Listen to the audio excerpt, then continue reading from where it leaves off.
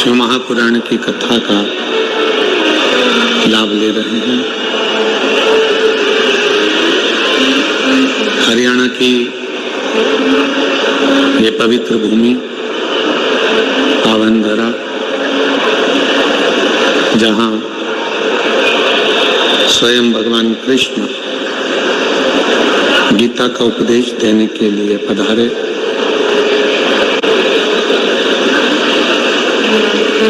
LED नहीं चल रही है क्या? अभी थोड़ी देर में एलईडी चालू हो जाएगी, आप लोग बैठ जाइए। एलईडी वाले एलईडी पर ध्यान दें।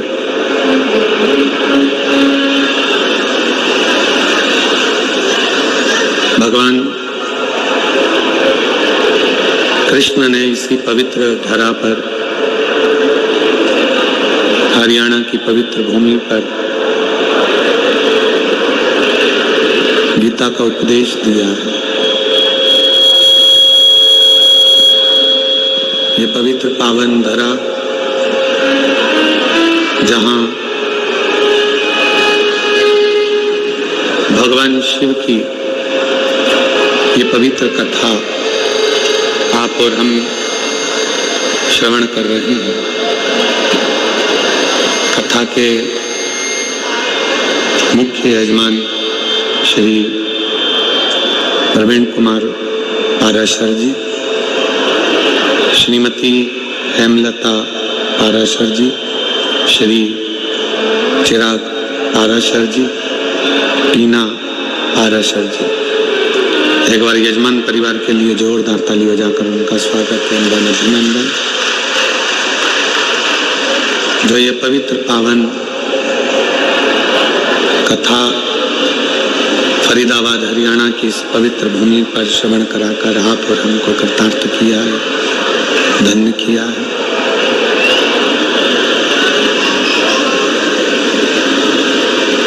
कथा तक चलकर आप पहुंच गए।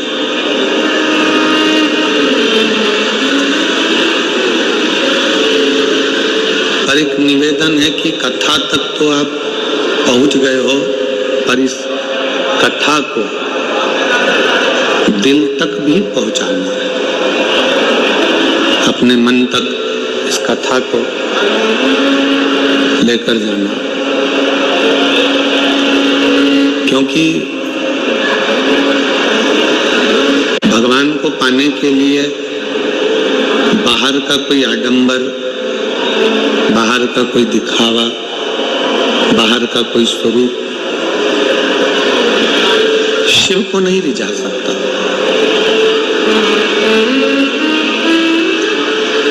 भगवान शंकर को रिझाने के लिए बाहर के आडंबर की या बाहर के दिखावे की या बाहर के स्वरूप की जरूरत नहीं पड़ती है। भगवान शंकर को रिझाने के लिए अपने चित्त को, अपने मन को, अपने हृदय को सुंदर बनाने की जरूरत पड़ती है। और देखिए, तन धोने से साफ हो जाता है, साबुन लगाने से साफ हो जाता है, सर्फ साबुन से नहाए, शैम्पू से नहाए, वो साफ हो जाता है। पर मन सर्फ साबुन से साफ नहीं होता। मन को साफ करने के लिए सबसे सुंदर तरीका यदि बताया गया है तो वो तरीका है केवल भगवान शिव की अविरल भक्ति। जब हम देवाधिदेव महादेव भगवान शंकर की अविरल भक्ति को धारण करते हैं, जब हम भगवान शिव की, ये चल नहीं रहे, आके सुनिए, भगवान शिव की अविरल भक्ति को धारण करते हैं तो शिव हमारे भीतर से हमें शुद्ध कर देता है। और भीतर की शुद्धता भीतर की निर्मलता, भीतर की श्रेष्ठता हमें शिव के करीब में लेकर जाती है, भगवान शंकर के पास में लेकर जाती है। आपको जैसे पहले भी कथा में कहा कि निर्मल मन सो मोहि पावा, जितना शुद्ध, जितना सात्विक, जितना आनंदित आपका मन होगा, उतना शिव आपके करीब में होगा, आपके नजदीक में होगा। और तेरी कृपा बिना न हिले एक भी अणु, लेते श्वास तेरी कृपा से। बखान क्या राखो के ढेर का, चपटी भभूत में खजाना खुले। हे गंगाधार मुक्ति ओंकार तू, भोले ओंकार तू, आयो शरण किया शंभु तार तार तू। बखान क्या करूं मैं राखों के ढेर का, चपटी बबूत में खजाना कुबेर का। हे गंगाधार मुक्तिधार ओंकार तू, भोले ओंकार तू, आयो शरण किया शंभु तार तार तू। आपका विश्वास, आपका भरोसा, भीतर से आपकी शुद्धता, मन की शुद्धता, मन की निर्मलता, मन की श्रेष्ठता। तन धोया ना धोया, तन साफ करा ना करा, पता नहीं, पर शिव पुराण कह रही है, भगवान शंकर का चरित्र कह रहा है, शिव तत्व कह रहा है कि मन को धोना। अब मन को धोने के लिए कोई साबुन, मन को धोने के लिए कोई सर्फ, मन को धोने के लिए कोई साधन तो है नहीं। तो शिव महापुराण की कथा कहती है मन को धोने का सबसे सुंदर साबुन है कहीं एकांत में बैठकर भगवान शंकर की अविरल भक्ति को धारण करना। पंचाक्षर मंत्र नमः शिवाय, षडाक्षर मंत्र ओम नमः शिवाय या श्री शिवाय नमस्तुभ्यम अपने मुख से उच्चारण करना। समझ लो आपने अपने मन को साफ कर लिया, आपने अपने मन को साफ कर लिया। मन को साफ करने का तरीका ही शिव नाम है।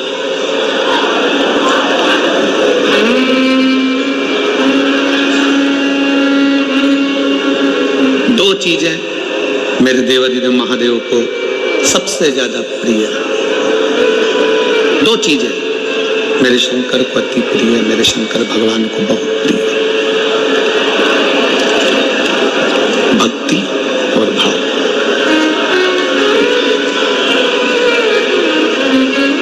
शंकर की सबसे ज्यादा प्रिय, शिव की सबसे ज्यादा प्रिय दो चीजें हैं, एक भक्ति, दूसरा भाव।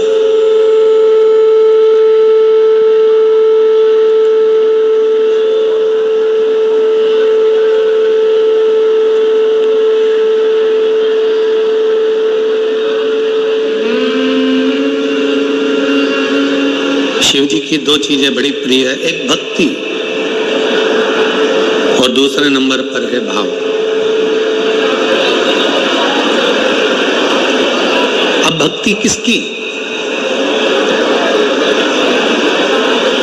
शिव महापुराण की कथा कहती है, भगवान शंकर का चरित्र कथा, शिव तत्व कहता है, शंकर की कथा कहती है, शंकर भगवान का पावन कथा वर्णन कर रही है, शंकर जी का चरित्र वर्णन कर रहा है।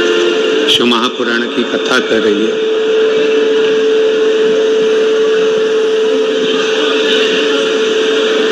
भगवान शिव का चरित्र कर रहा है, शिव महापुराण की कथा कर रही है। भक्ति किसकी?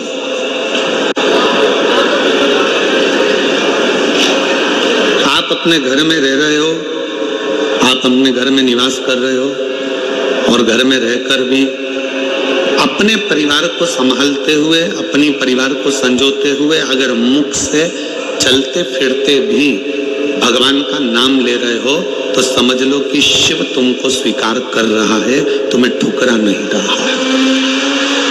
शिव तुम्हें स्वीकार कर रहा है।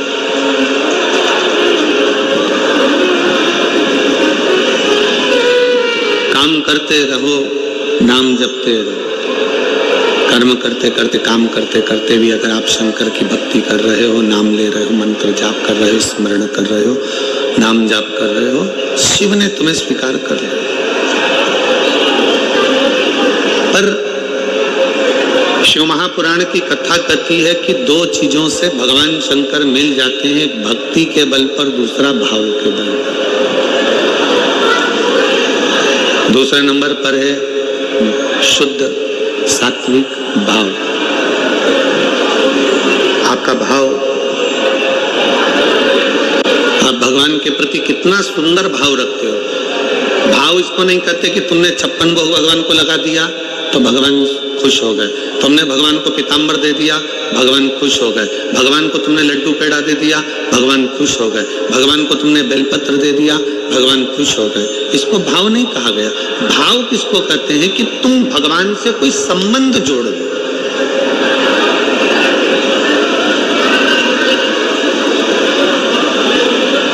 तुम भगवान से कोई ऐसा संबंध बना लो, तुम भगवान से कोई ऐसा संबंध जोड़ लो जो एक संबंध बाप और बेटी का होता है, जो एक संबंध भाई भाई का होता है, जो एक संबंध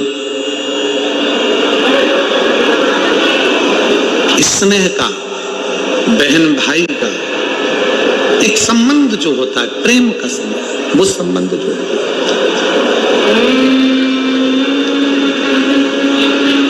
हम आप लोगों से कहते हैं कि सीहोर आओ, कुबेरेश्वर धाम पर आओ, बाबा के धाम पर आओ, तो ये मानकर आना कि वो तुम्हारा मायका है। बोलो, बोलते कि नहीं बोलते? जम के बोलो जरा, बोलते हैं ना कि अगर सीहोर आओ, कुबेरेश्वर धाम पर आओ, बाबा के धाम पर आओ, तो ये मानकर आओ कि वो तुम्हारा मायका है, वो तुम्हारा मायका। तो केवल कुबेरेश्वर धाम ही तुम्हारा मायका नहीं है, केवल कुबेरेश्वर धाम ही तुम्हारा मायका नहीं है। 12 ज्योतिर्लिंग, महाकाल जाओ, काशी जाओ, केदार जाओ, सोमनाथ जाओ, मल्लिकार्जुन जाओ, सोमेश्वर जाओ, तुम्हारी मर्जी पड़े, तुम जिस ज्योतिर्लिंग पर दर्शन करने के लिए जाओ, कुबेरेश्वर धाम आओ, तुम जहां जा रहे हो वहां शंकर का अगर धाम है तो तुम ये मान कर जाओ कि यहाँ मेरा मायका है, मैं अपने बाप से, अपने पिता से बात करने के लिए आया, अपने पिता से मिलने के लिए, और अपने पिता से, अपने बाबुल से, अपने पिता से हम हमारे दिल की बात, हमारे हृदय की बात, हमारे चित्त की बात हम कर रहे हैं। अब करो, 2 क्षण बैठकर, 2 पल बैठकर, 2 घड़ी बैठकर भगवान शंकर से अपने मन की बात करें। 2 पल बैठकर, 2 घड़ी बैठकर, 2 क्षण बैठकर आप भगवान शंकर से अपने दिल की बात करें।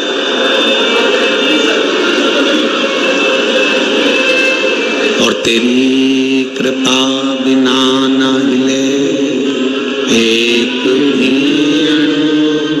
लेते श्वास, तेरी कृपा से तनु बखान क्या करूं मैं, राखों के ढेर का चपटी भभूत में खजाना। आप जितना पल, जितनी घड़ी, जितना क्षण परमात्मा को दे रहे हो, 2 घड़ी, 2 क्षण, 2 पल जो तुमने परमात्मा को दिया, उसमें कुछ क्षण बैठकर शिव से कुछ बातें करिए।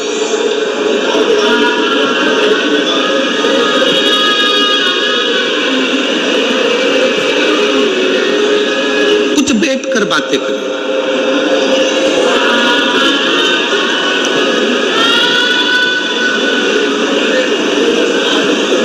हम अपनी बातें कहेंगे ना तो तुम लोग हंसोगे, आप लोग कहोगे कि गुरुजी ऐसी बातें करते हैं। कई लोग उसको हंसेंगे, विचार करेंगे कि क्या ऐसा करना चाहिए। पर कभी कभी मन में जब आता है तो घर में 2 रोटी बनवाकर, थोड़ा अचार रखवाकर, थोड़ी सब्जी रखवाकर, थोड़ा मीठा रखवाकर, टिफिन लेकर शिवालय में चले जाते हैं। कुबेरेश्वर बाबा के धाम में कहीं पर भी एकांत में बैठ जाते हैं। कंकर उठाया, पूजन करी, रखा और बाबा के साथ बैठकर ही शिव को भोग लगाकर वही प्रसाद पाने का प्रयास करते हैं। शिव को भोग लगा।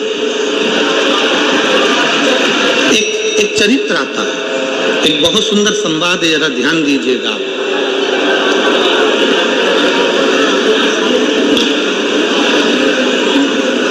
जिस व्यक्ति की बीमारी खत्म ही नहीं हो रही, कभी पांव में दर्द आ गया, कभी कमर में दर्द आ गया, कभी पीठ में दर्द आ गया, कभी सिर में दर्द आ गया, कभी आंखों में तकलीफ हो गई, कभी दमा चलने लगा, सांस चलने लगी, कभी डॉक्टर को दिखाया तो थायराइड हो गया, कभी मालूम पड़ा कि मेरा कोई ब्लड कम हो गया, कोई प्लेटलेट कम हो गई, कोई कुछ हो गया, कोई कुछ हो गया। डॉक्टर को दिखाओ। हमने कल भी कथा में कहा था, परसों भी कहा था कि डॉक्टर शिव का एक रूप होता है, उसको दिखाओ। डॉक्टर जो दवाई दे कुंदकेश्वर महादेव के नाम से, उसको खाओ। पर कभी अगर मौका लग जाए, तुमको ऐसा लगे कि ये शरीर का रोग तो समाप्त हो ही नहीं रहा, एक ना एक रोग चल ही रहा, ये रोग समाप्त होने का नाम ही नहीं ले रहा, समाप्त ही नहीं, ये तो समाप्ति की ओर जा ही नहीं रहा। फिर पिपलेश्वर महादेव का नाम लेकर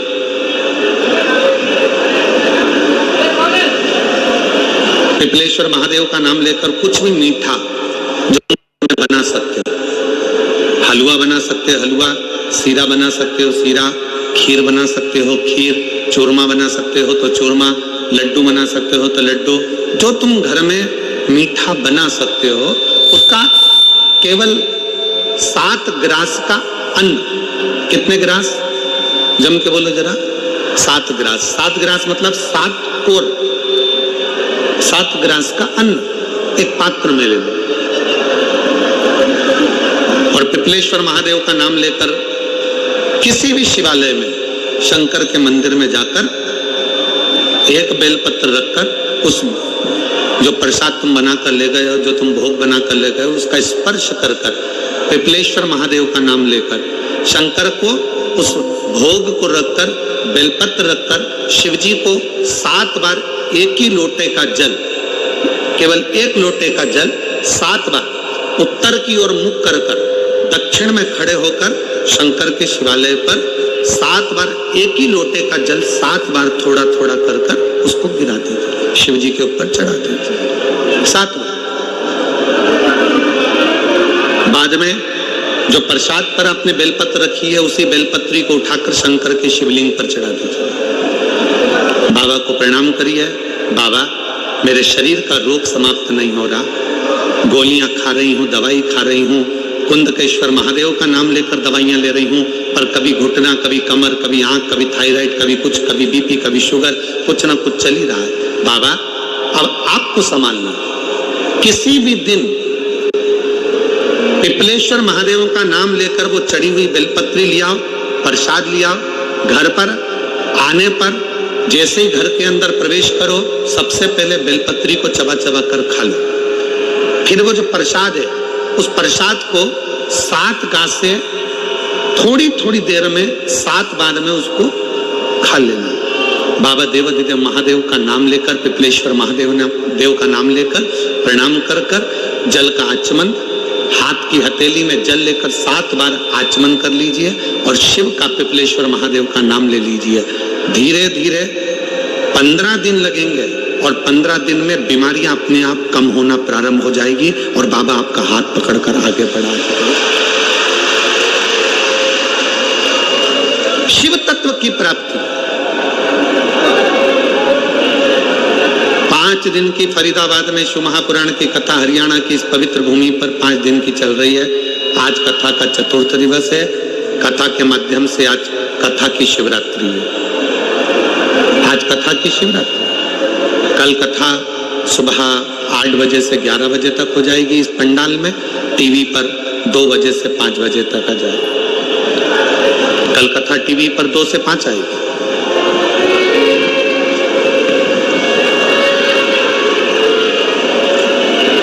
लाखों की संख्या में आप लोग आए। पंडालों में जगह नहीं है। गाड़ियों के गेट खोल खोल के आप लोग बैठे हुए हो। पेड़ों की छांव में बैठे हुए हो। जहां तुम्हें जगह मिल रही है वहां बैठे। व्यर्थ की बातों में समय ना गवाते हुए जो 2-2.5 घंटे हमें कथा के मिले हैं, आज 4th दिवस की कथा को इतने दिल से सुन लो कि तुम अगली बार जब कथा में आओ तो तुम्हारा भी एक पत्र व्यासपीठ पर रखा हुआ मिले कि बाबा ने मेरे ऊपर कृपा की। कैसी भी बीमारी हो, कैसा भी दुख है, कैसी भी तकलीफ है, कैसा भी कष्ट है, कैसा भी समस्या है, पिपलेश्वर महादेव का नाम का थोड़ा सा मीठा बनाकर पूजन कर कर बेलपत्र रखकर शिव को जल चढ़ाकर बेलपत्र वापस शिव के शिवलिंग पर रखकर फिर बाबा को जल समर्पित कर बड़े भाव के साथ में बाबा के उस आनंद को, प्रसाद को लेकर उसको पाइए, उसको पाइए।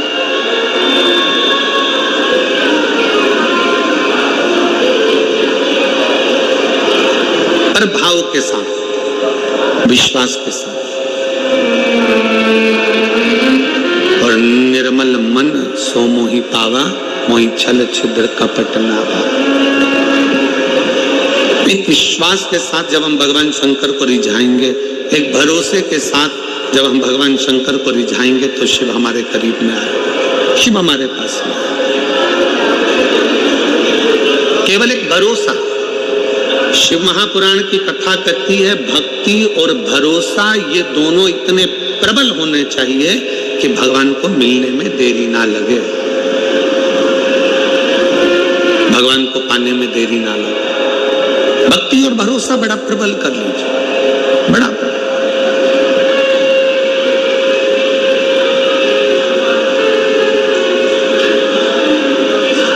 जैसे